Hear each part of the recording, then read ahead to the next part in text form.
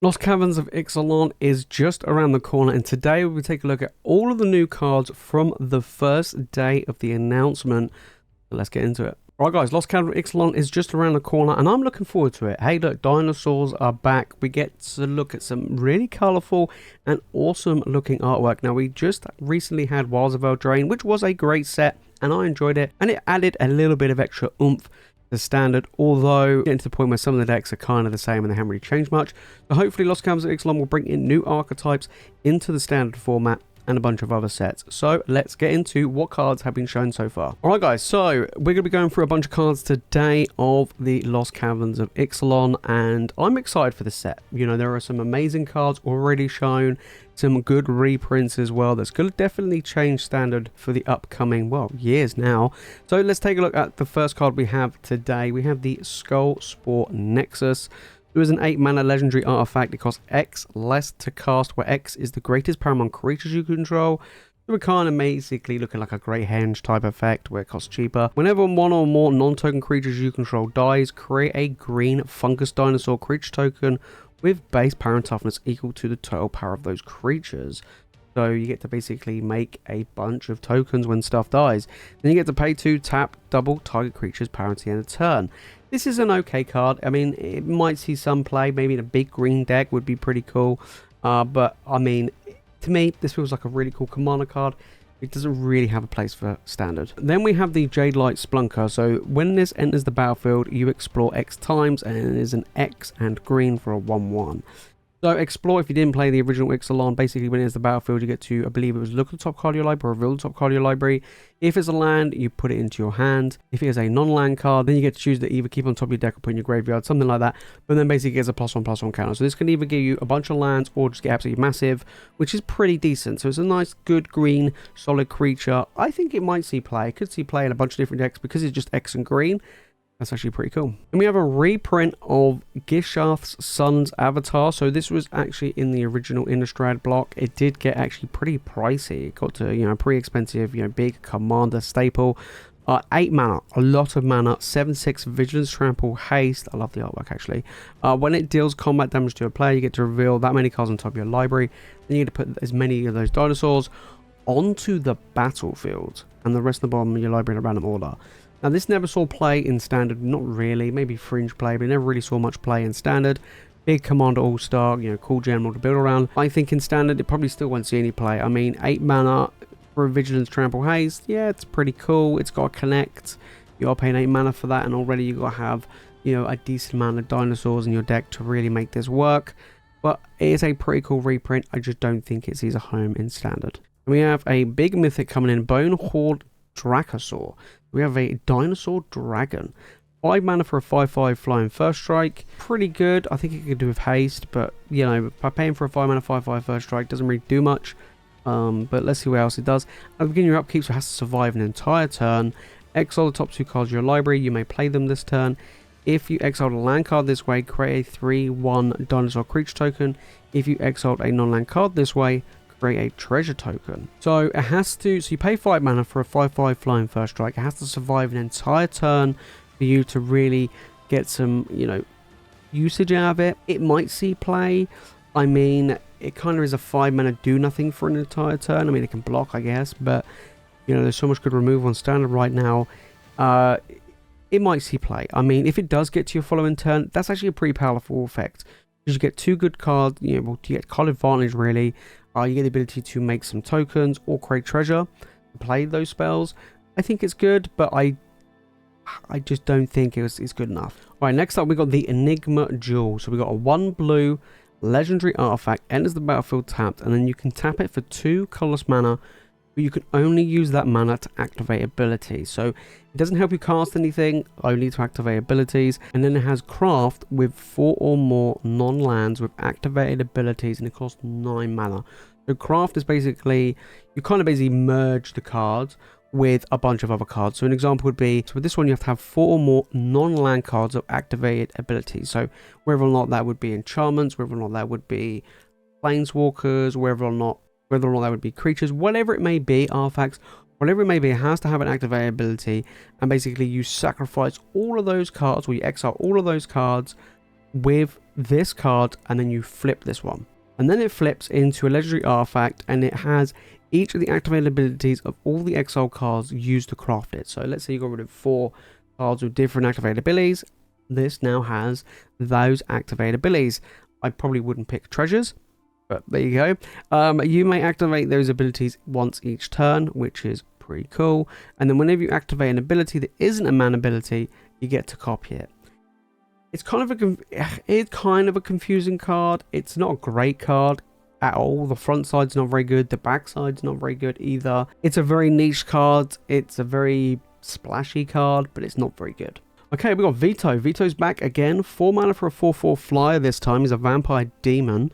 Whenever you sacrifice another permanent, you gain 2 life. If this is the first time, okay. If it's the second time, then each opponent loses 2 life, and if it's the third time, you get to make a 4/3 white and black vampire demon creature token with flying. So whenever you sacrifice another permanent, so let's say you sacrifice a treasure token, you gain 2 life. Okay, that's not too bad. If it's the second time, so maybe, I don't know, you got a treasure token, and maybe you might have a land effect that maybe, you know, causes you sacrifice, you know, maybe something like a Field of Ruin or something like that, then you can make your opponent lose 2 life. And the third time, that might be a bit tricky, unless you have like a sack outlet, unless you got like an ability for you to sacrifice a bunch of stuff each turn. The third one's going to be really tough to get.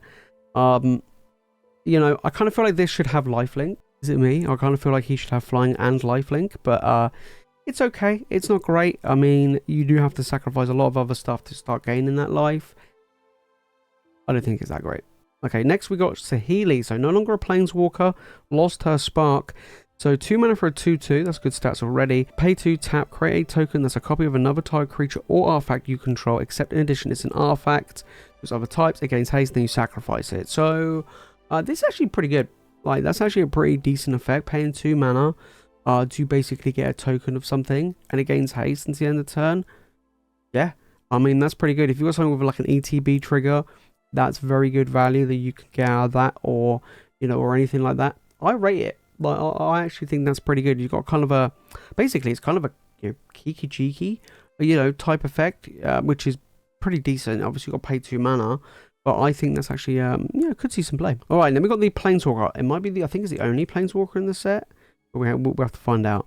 So we got the Quintorus Kand. So it's a Boros Planeswalker, which we haven't had a Boros one, or a good Boros one in a while. Hopefully it's good. So 5 mana for 4 loyalty.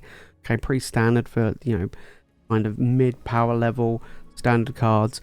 Whenever you cast a spell from exile, it deals 2 damage to each opponent and you gain 2 life. Okay, not the greatest. +1, create a 3/2. I mean, that's a good +1. You know, the ability to make blockers as a plus ability with decent stats, that's actually okay.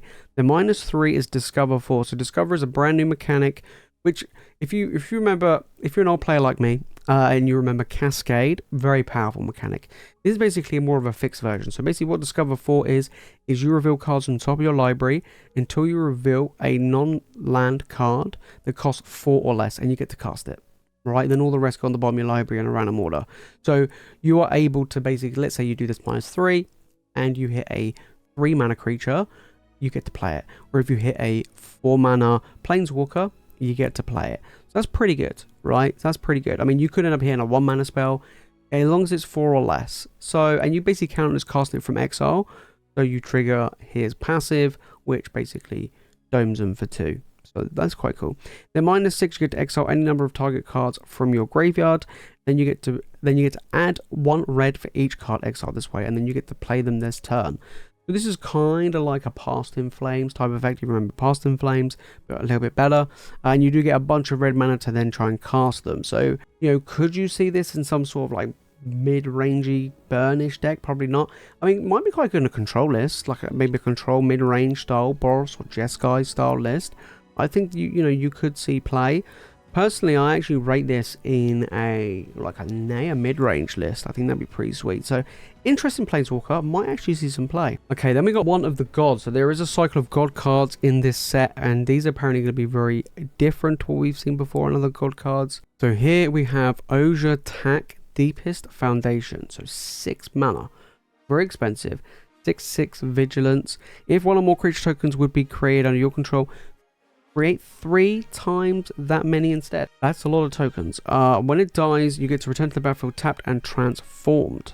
When it transforms into the Temple of Civilization. So it taps for 1 white, and then you get to pay 3 mana tap, transform it, I guess, back to the gods.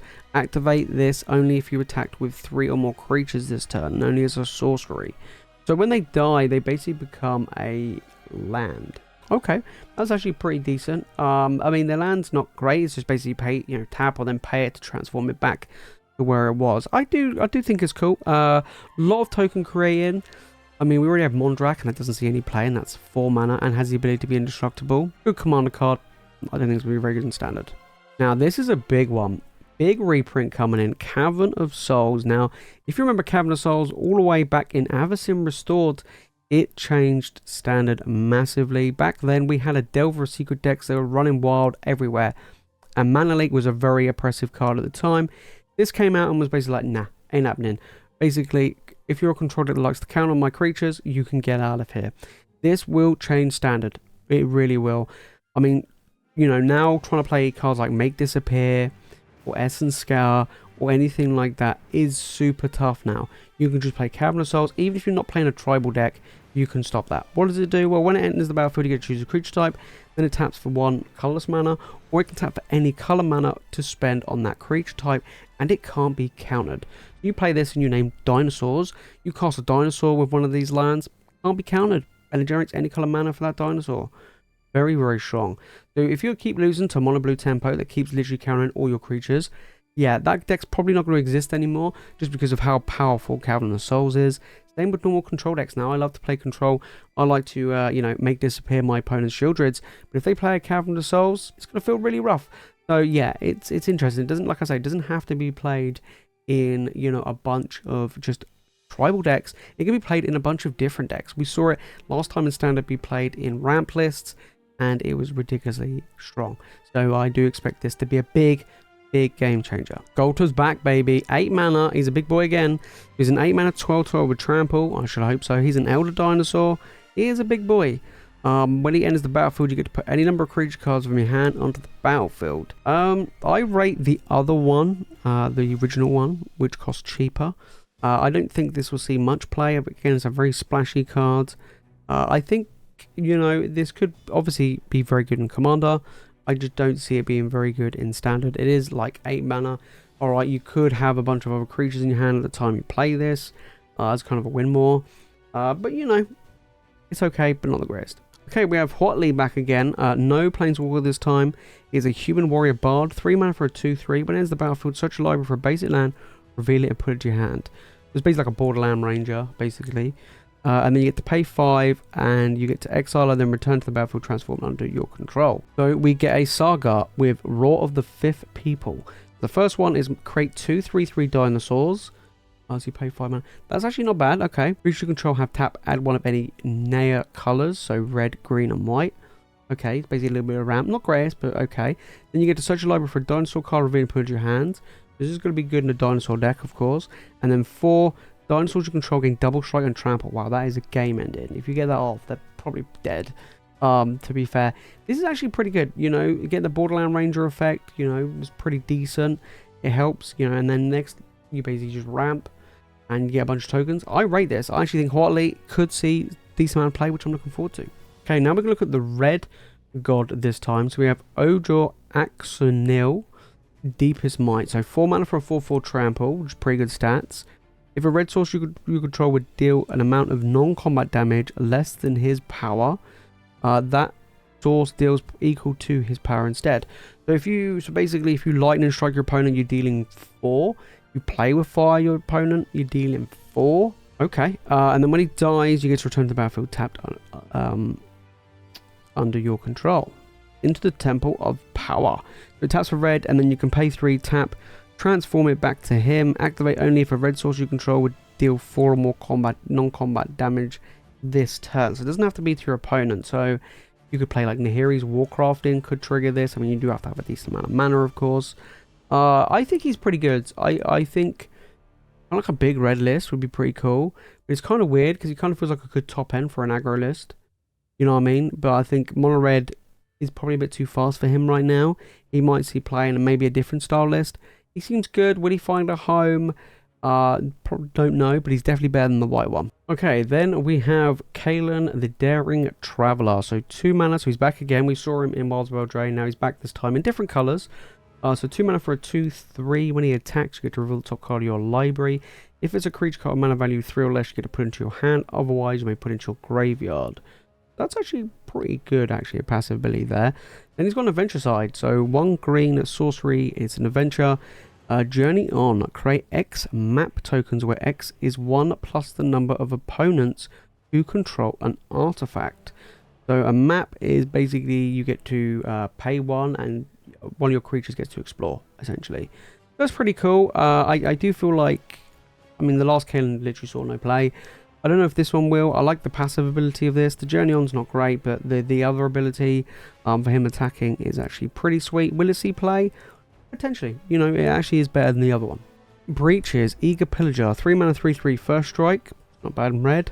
Whenever a pirate you control attacks, choose one that hasn't been chosen this turn. Create a treasure token.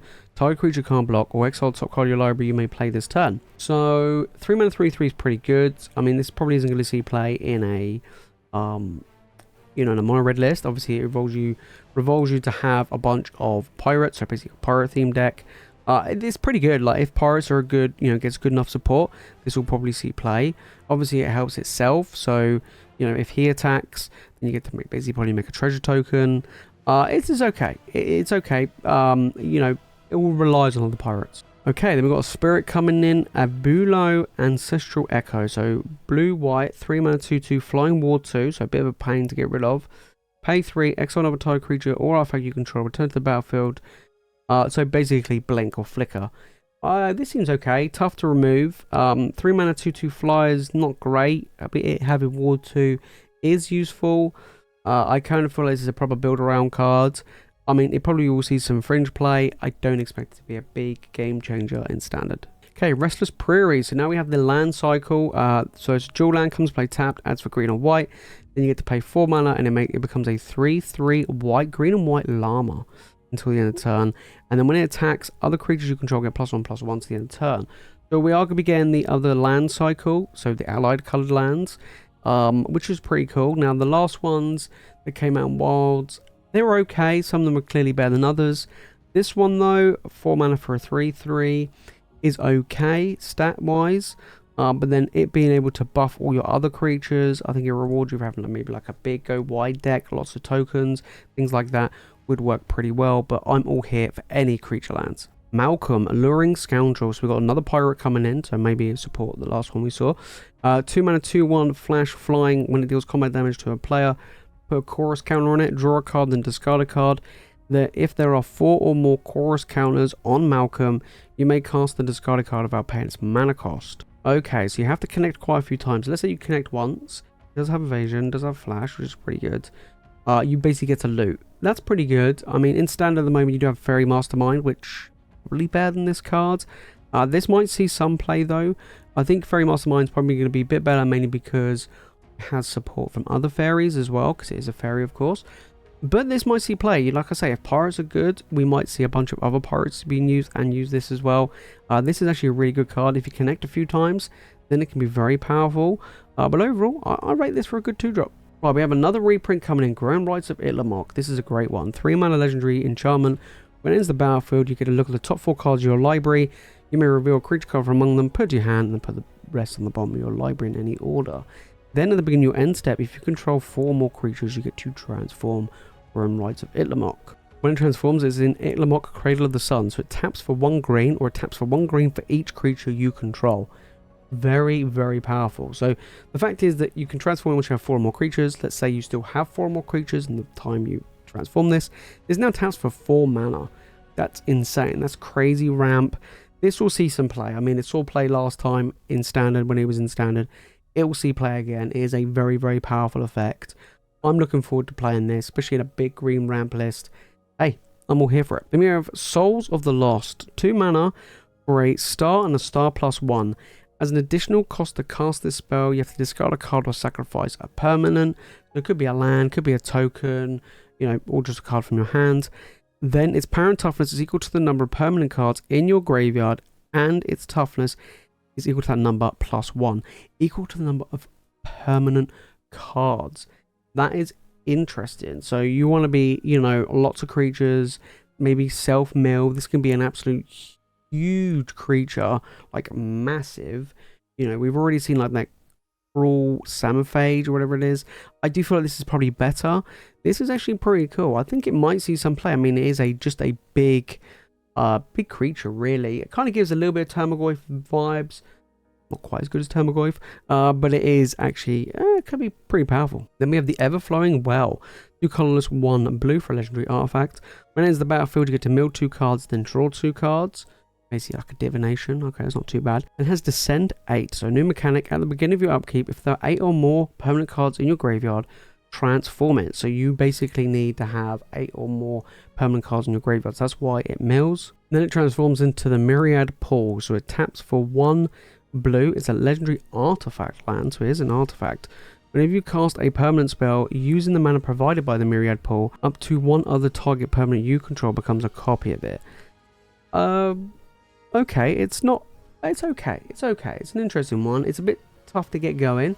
I could see some play. You know, you get to have basically a token, you know, a copy of something you basically play. It's pretty cool. I think it might see some play. You know, it's pretty decent. You know, the front side 3 mana to basically draw 2, mill 2, Descend 8 requires you to have a lot of permanents in your graveyards. Yeah, it could see some play. Then we have a huge reprint, which is Treasure Map, 2 colorless. For an artifact, you pay 1 tap, try 1 per landmark counter on Treasure Map. Then if there are 3 or more landmark counters on it, you remove those counters and you get to transform Treasure Map and create 3 treasure tokens. And then it transforms into the Treasure Trove, tap 1 to add 1 colorless, and then you get to tap, sacrifice a treasure, draw a card. This is a huge card. Like, Treasure Map saw a ton of play last time it was in Standard. I expected to see a ton of play again. It gives you a bunch of treasure, can give you a nice card draw outlet as well. This is very, very good. Like, this is an insanely powerful card. So, yeah, I'm looking forward to playing this in a bunch of different decks. It is colorless, so you'll see a ton of play in Standard. It especially allows you to give you treasure tokens, which ramp, but obviously give you these sack outlets for a bunch of these other cards as well. Hey, I'm all for this. Nice reprint. Then we have Throne of the Grim Captain. 2 colorless, legendary artifact. Tap, mill 2 cards. Then craft with a dinosaur, a merfolk, a pirate, and a vampire for colorless. So basically you got to pay 4 colorless, then you got exile 1 of each of those creature types. That's going to be tough. You know, that's a very interesting deck. Then it transforms into the Grim Captain, which is a 7/7 menace, trample, lifelink, hexproof. Whenever it attacks, each opponent sacrifices a non-land permanent. Then you may put an exile card used to craft the Grim Captain onto the battlefield under your control, tapped and attacking. There's a lot of stuff needed for this card to happen, but if this does happen, this is a pretty sweet card. The fact it has hexproof is very relevant. I actually rate this, but to get to this point is very, very difficult, but it is a pretty cool build around card. And then we have Hit the Motherlode, 7 mana sorcery, very expensive. Discover 10. If the discovered card's mana value is less than 10, create a number of tapped treasure tokens equal to the difference. So you basically get to exile cards from the top of your library until you reveal a card that's mana 10 or less, and then you get to cast it. If not, you put it into your hand, right? So let's say you revealed a 5 mana card, you get 5 treasure tokens and a 5 mana card. This is an interesting one. Could see play. Potentially, right? You imagine you do this, you get a 1 mana spell, you get a cut down, right? You get 9 treasure tokens and a cut down. So it's an interesting one, indeed. I do rate this. I think it could see some play. It could be a really splashy card, which is quite fun. I might try and build a deck or 2 with this. Could you imagine having this? You play Chandra, untap, play Hit the Motherlode, do it twice. That's a lot of treasure. So yeah, this is a pretty cool card. I'm looking forward to it, to see if I can build some really fun decks with it. So there you have it, guys. Those are just some of the cards revealed already for the Lost Caverns of Ixalan. I'm really looking forward to the set. Like I say, Wilds of Eldraine brought some really cool, good, fun standard cards into the mix. I love the original Ixalan. I am looking forward to this one. I definitely want to build a dinosaur deck as soon as possible. And of course, I'm going to be building a bunch of different decks for standard and other formats as well when Lost Caverns of Ixalan comes out. But if you made this fun of the video, guys, and you've enjoyed it, make sure to smash the like button, make sure you subscribe for more Magic content. Let me know down in the comments what was your favourite card revealed so far in the Lost Caverns of Ixalan. For me, I have to admit, I do like the dinosaur cards, but I think the new Planeswalker is pretty sweet. I actually do like the new Planeswalker. I want to try and see if I can find it in a nice home. Of course, Cavern of Souls and all the good reprints that we see are going to be very powerful. We're going to have to wait and see how much they will impact Standard. Of course, we'll be going through all the new Ixalan cards when they are shown, and we'll be covering them all on this channel, and a bunch of deck techs are going to be coming as soon as the set releases, so make sure you subscribe for all the Magic goodness. Alright guys, that's it from me in this video. Thank you all so much for watching, and I'll see you in the next one.